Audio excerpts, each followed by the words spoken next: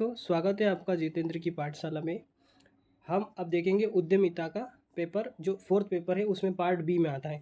तो नया सब्जेक्ट है और नए प्रश्न हैं, तो आज देखेंगे किस प्रकार से प्रश्न बने हैं और आने वाले एग्जामों में कैसे प्रश्न बनने की संभावना है। ये इससे आप अंदाज़ा लगा सकते हो और आप बहुत अच्छी तैयारी कर सकते हो 25 के लिए। तो इसमें क्या 16 प्रश्न पूछे जाएंगे आपसे, 16 प्रश्न पूछे जाएंगे जिसके 2 अंक आपको मिलेंगे और उसमें भी आपको 20 शब्द सीमा में लिखना है। तो इसका थोड़ा सा फॉर्मेट चेंज हुआ है, 3 पेपर से थोड़ा सा अलग फॉर्मेट है। पहले 15 आते थे, शब्द सीमा वही थी और अंक भी वही, पर यहाँ पर 16 प्रश्न आते, तो आपको 32 अंक मिलेंगे। 30 की जगह क्या मिलेंगे? 32 अंक मिलेंगे आपको। तो याद रखना है। चलो शुरुआत करते हैं पहले प्रश्न की। उद्यमिता को परिभाषित कीजिए। बिल्कुल लाइन टू लाइन आज लिखा गया है कि पहला ही प्रश्न आपको डिमोटिवेट नहीं करेगा। उद्यमिता को परिभाषित कीजिए। दूसरा प्रश्न है उद्यमिता में सृजनशीलता को परिभाषित कीजिए। क्रिएटिविटी को परिभाषित करना था आपको। उसके बाद में मेक इन इंडिया कार्यक्रम की पहल क्यों की गई? देखो, मेक इन इंडिया 4-5 जगह पूछ चुका है मेंस में अभी तक, तो याद रखना आपको अच्छे से करना। बिन पत्रक का अर्थ लिखिए। तो इस ये लिखना था बिन कार्ड क्या होता है, या मुझे भी नहीं पता ये तो। और कार्यात्मक नियोजन से आप क्या आशय है, ये आपको याद रखना है। ये नेक्स्ट प्रश्न है। ऊर्ध्वाधर संघर्ष से आप क्या आशय है? ये भी आपको संघर्ष और सफलता से मिल गया। उसके बाद में ब्रांड से क्या आशय है? ब्रांड आपके टॉपिक में दिया था तो उससे पूछ लिया गया कि ब्रांड क्या है। मानव संसाधन प्रबंधन का अर्थ लिखिए। क्या लिखना था? मानव संसाधन प्रबंधन का अर्थ लिखना था। तनाव से आप क्या समझते हैं? ये भी एक प्रश्न आ गया है, बन जाता आपसे। बातचीत से क्या आशय है? बातचीत से क्या आशय है? ये भी एक प्रश्न बना। सूखे का प्राथमिक कारण क्या है? सूखा जो होता है उसका प्राथमिक कारण क्या है? व्यक्तित्व को परिभाषित कीजिए। ये 4th यूनिट से आ गया है। उसके बाद सफलता का अर्थ उसी से आया है, लिखना था आपको। मानवीय मूल्य और उसका महत्व लिखना है आपको। मानवीय मूल्य क्या होते हैं और महत्व क्या होते हैं। खाद्य अपमिश्रण मतलब मिलावट, जो अभी तिरुपति के बालाजी के मंदिर में मिलावट हुई है लड्डू में, तो इस प्रकार के प्रश्न आए हैं। दोस्तों ये उद्यमिता जो नया सब्जेक्ट है, एक चैलेंजिंग सब्जेक्ट है, तो आप देख सकते हो इसको ईजी प्रश्न आए हैं। थोड़े 1-2 टफ लगे होंगे आपको, जो नहीं बन रहे होंगे, बाकी बन रहे हैं।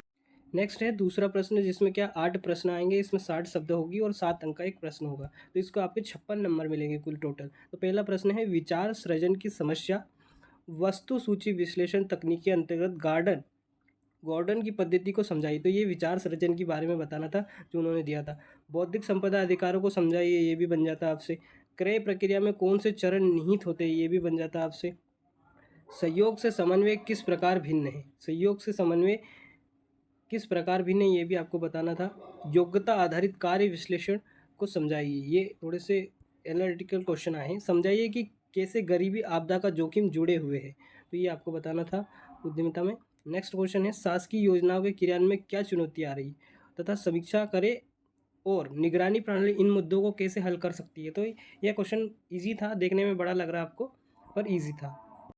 नेक्स्ट प्रश्न है थर्ड वाला। अब उसमें देखेंगे 4 प्रश्न आएंगे, 200 शब्द सीमा रहेगी और 11 अंक मिलेंगे आपको। टोटल 44 होंगे इसमें अंक आपके। स्वतंत्रता प्राप्ति के पश्चात भारत में उद्यमिता के धीमे विकास के कारणों का उल्लेख कीजिए। जो हम स्वतंत्र हुए उसके बाद से भारत में उद्यमिता के धीमे विकास के कारण बताना था। नेक्स्ट उसी के और में था भारत में महिला उद्यमियों से संबंधित प्रमुख चुनौतियाँ लीजिए। तो ये आपके लिए आसान हो जाता है। ये थोड़ा सा ऐसे आंकड़े लिखने थे, बाकी चुनौती आप लिख सकते हैं। प्रबंध और प्रशासन के बीच में अंतर लिखिए, ये आपको बिल्कुल लिखना था। कार्यात्मक संगठन ढांचे के अर्थ लाभों एवं दोषों की व्याख्या कीजिए, ये भी लिखना था आपको। उसके बाद में वित्तीय प्रशासन के क्षेत्र की व्याख्या कीजिए, ये भी लिखना था आपको। प्रशिक्षण और विकास किसी संस्थान को कैसे प्रतिस्पर्धात्मक लाभ प्रदान करते हैं, इसको समझाइए। तो ये प्रश्न आया था, वित्तीय प्रशासन की व्याख्या कीजिए। नेक्स्ट क्वेश्चन है व्यक्तित्व विकास को प्रभावित करने वाले कारक क्या है तथा ये कारक व्यक्तियों पर अपने प्रभाव में कैसे भिन्न होते हैं। तो ये आपको बताना था। ये व्यक्तित्व वाली यूनिट से आया था। तो ये असफलता के डर को कैसे दूर किया जा सकता है, व्यक्तित्व के रूप से असफलता के डर को कैसे दूर किया जा सकता है, ये भी आप प्रश्न है। अब इसमें केस स्टडी क्या आई है? तो इसमें आपको एक प्रश्न आएगा, कुल 6 प्रश्न आएंगे। ये एक केस स्टडी है, 3 अंक आपको मिलेंगे। तो ऐसे करके देख सकते हैं। इसको आप पढ़ लेना अच्छे से, मैं पॉज करके पढ़ लेना इसको। मैं आपको प्रश्न बता रहा हूँ। तो पहला प्रश्न है ब्रांड किसे कहते हैं, स्पष्ट कीजिए। नेक्स्ट क्वेश्चन है एक अच्छे ब्रांड की विशेषता क्या होती है, ये भी बताना था आपको। ब्रांड मूल्य को समझाइए, ये भी बताना था। इजी प्रश्न आए थे ये भी केस स्टडी में। ब्रांड नाम और ब्रांड चिन्ह में अंतर स्पष्ट कीजिए। उसके बाद में नेक्स्ट है एक ब्रांड कैसे एक व्यापार चिन्ह ट्रेडमार्क बनता है, ये भी आपको बताना था। एक फर्म द्वारा ब्रांड के लिए चयन किया गया नाम टिकाऊ होना चाहिए अर्थात सदाबहार होना चाहिए। समझाइए। तो दोस्तों ये केस स्टडी थी, इसकी इजी थी, ब्रांडिंग के ऊपर थी, सिलेबस से थी तो आपसे बन जाती। तो ये दोस्तों था उद्यमिता का पेपर, जो थोड़ा सा मॉडरेट लेवल पे था, इजी भी नहीं था, ज़्यादा कठिन भी नहीं था। तो ऐसे चलो दोस्तों, नेक्स्ट वीडियो में हम मिलेंगे हिंदी के पेपर में।